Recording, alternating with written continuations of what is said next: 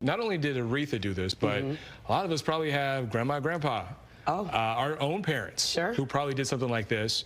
So how can you explain, just first off, handwritten wills and their impact on the future of their children or grandchildren or whoever? Sure. So they are actually valid in Michigan. That's the one plus. So if you don't have your traditional witnessed and notarized will, the law actually doesn't require notarization. It requires witnesses. But if you don't have that, the law will still recognize an instrument that conveys what you want to happen with your stuff when you pass away.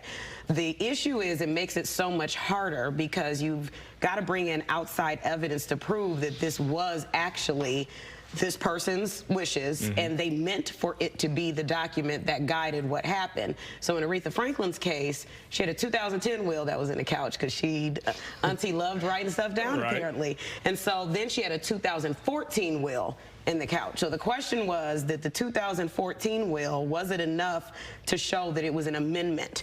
And it should replace the 2010 will. So a jury found that it did some months ago, and now the judge in that case has awarded the real estate in the estate according to what that handwritten will. But obviously that's a whole trial. It is. That's lawyers getting paid a ton of fees to try to get this document admitted as somebody's will. What kind of discussions need to be had now so a family doesn't have to go through a situation that we saw Aretha's sons go through? Sure. Get the work done. We plan for vacations, we plan for Thanksgiving, Christmas, all the holidays. You have to plan for this as well. And I always say that it's so much cheaper on the front end than the back end. So yes, even though holographic wills, that's what they're called, that's a handwritten will, that's the legal term, even though they're valid, there's so much work that has to be put into proving that it actually should be honored. That's thousands and thousands and thousands of dollars in legal fees, where you can go and sit down with the lawyer, have it done properly, and it's less of a chance that it would be challenged in court. So no one can just say, oh, hey, I found this in under the cushion or under the mattress in the bedroom. You can't just say that and then bring it. You have to have a lot more, bring a lot more to the table. You do, because what they're going to be looking for is some outside evidence that says that this person actually intended this to be their will, because it could just be notes, right? So the law says it's not enough to say, to have a worksheet. You get those booklets sometimes.